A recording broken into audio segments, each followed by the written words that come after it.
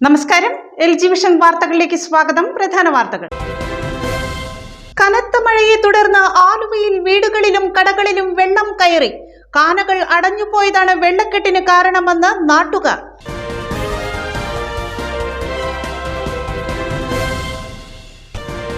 കേരള വ്യാപാരി വ്യവസായി ഏകോപന സമിതി കരിയാട് യൂണിറ്റ് കുടുംബമേള സംഘടിപ്പിച്ചു. സമിതി ജില്ലാ പ്രസിഡന്റ് PC ജേക്കബ് ഉദ്ഘാടനം ചെയ്തു.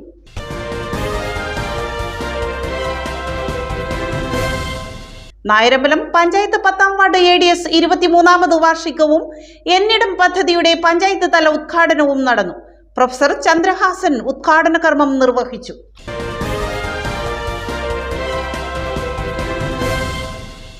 വാർത്തകളുടെ വിശദാംശങ്ങളിലേക്ക്. കനത്ത മഴയെ തുടർന്ന് ആലുവയിൽ വീടുകളിലും കടകളിലും വെള്ളം കയറി.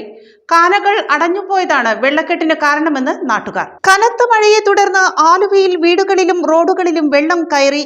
ആലുവ പുളിച്ചോട് പഴയ എറണാകുളം റോഡിലും പരിസരങ്ങളിലും ഇവിടെയുള്ള വീടുകളിലും കടകളിലുമാണ് വെള്ളം കയറിയത്.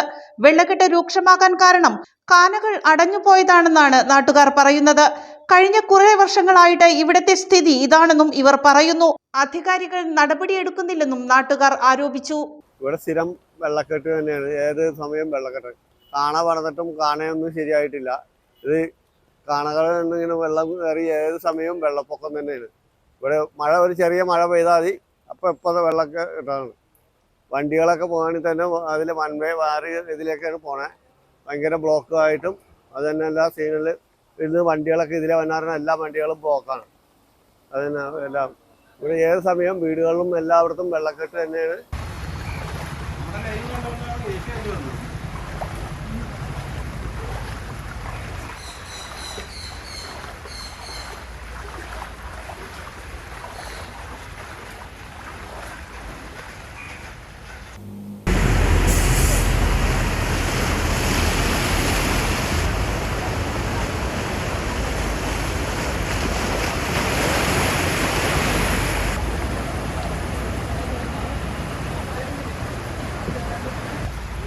കേരള വ്യാപാരി വ്യവസായി ഏകോപന സമിതി കരിയാട് യൂണിറ്റ് കുടുംബമേള സംഘടിപ്പിച്ചു.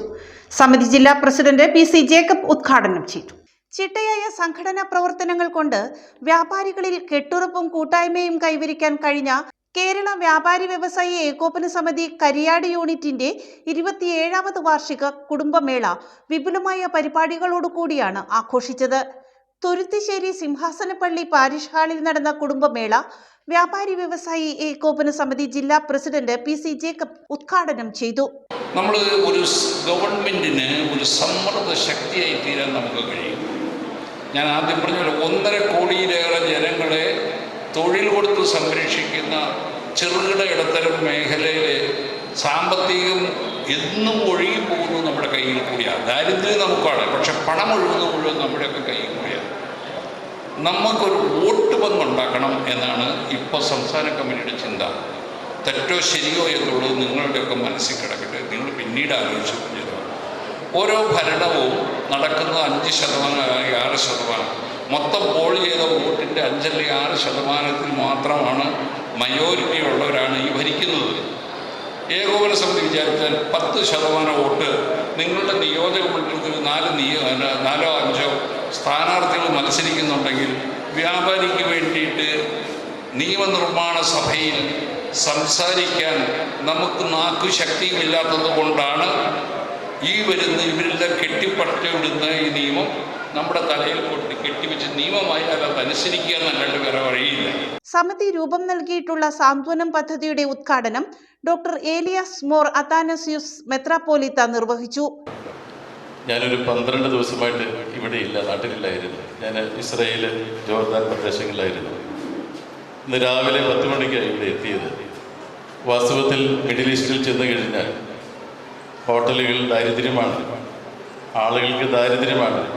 വ്യാവസായിക രംഗത്ത്, കച്ചവട രംഗത്ത് ഉള്ള ആളുകൾ പറയും ഒരു ബിസിനസ് നടക്കുന്നില്ല, ആളുകളുടെ കയ്യിൽ പൈസയില്ല, വീടുകളിൽ പട്ടിണിയാണ് തുടങ്ങിയതായ ഒരുപാട് കാര്യങ്ങൾ അവർക്ക് പങ്കുവയ്ക്കാനുണ്ട്. ലോകത്തെമ്പാടും വലിയതായ ദാരിദ്ര്യം ഒരു വശത്ത് നിൽക്കുമ്പോൾ യുദ്ധത്തിന് വേണ്ടതായ ആക്കം കൂട്ടലുകൾ അത് മറുവശത്ത് നടക്കുന്നു. ലോകം എങ്ങോട്ടേക്കെന്ന് ചോദിച്ചാൽ ആപത്തിലേക്ക് എന്നല്ലാതെ മറ്റൊന്നും പറയാൻ പറ്റുകയില്ല.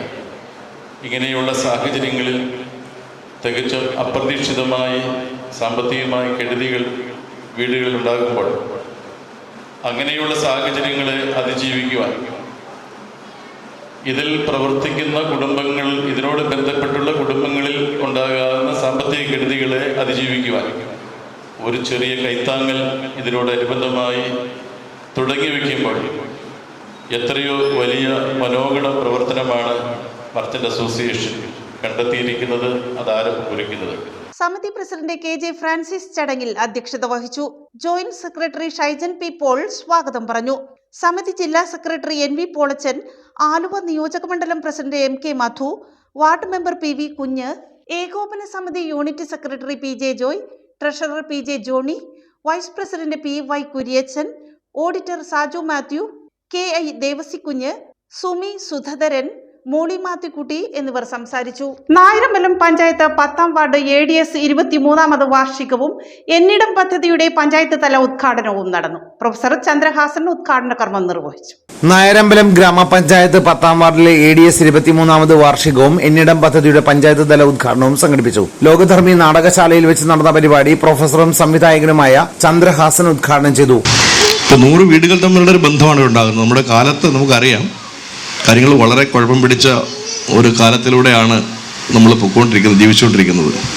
ആളുകളെ തമ്മിൽ തല്ലിക്കാനും മാറ്റി നിർത്താനും ജാതിയുടെയും മതത്തിൻ്റെയും ഒക്കെ പേരിൽ ആരടാ, എന്തടാ, നീയടാ, ഞാനടാ എന്നൊക്കെ പറയുന്ന ഈ കാലത്ത് ഒരുമിച്ച് നിൽക്കുക, ഒരുമിച്ച് വർത്തമാനം പറയുക, ഒരുമിച്ച് പെരുമാറുക, ഒരുമിച്ച് നടക്കുക എന്നൊക്കെ പറയുന്നത് വളരെ പ്രധാനപ്പെട്ട കാര്യമാണ്.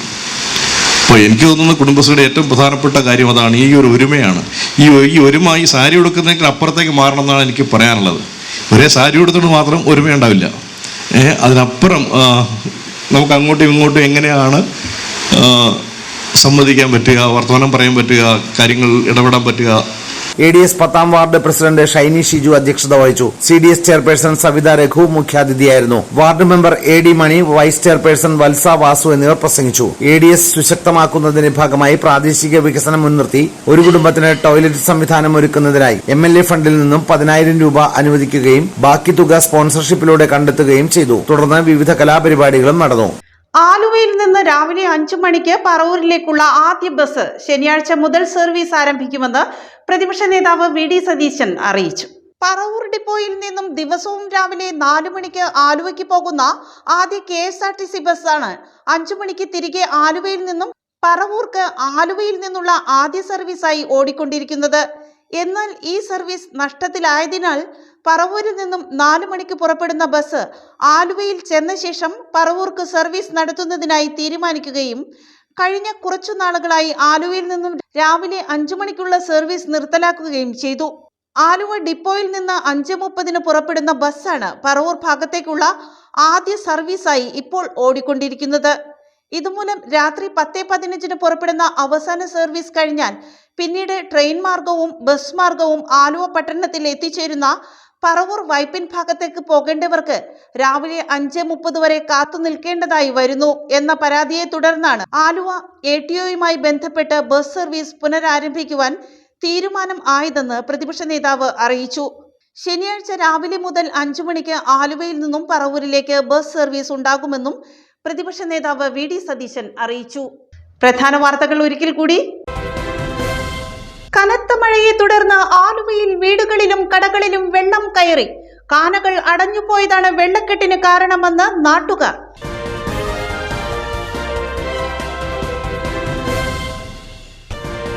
കേരള വ്യാപാരി വ്യവസായി ഏകോപന സമിതി കരിയാട് യൂണിറ്റ് കുടുംബമേള സംഘടിപ്പിച്ചു. സമിതി ജില്ലാ പ്രസിഡന്റ് PC ജേക്കബ് ഉദ്ഘാടനം ചെയ്തു.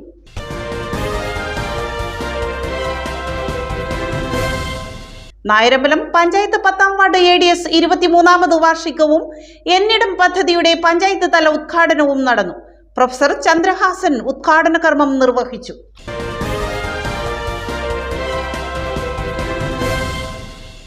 ഇതോടെ വാർത്താ ബുള്ളറ്റിൻ സമാപിക്കുന്നു. നാളെ ഇതേ സമയം LG വിഷനിൽ.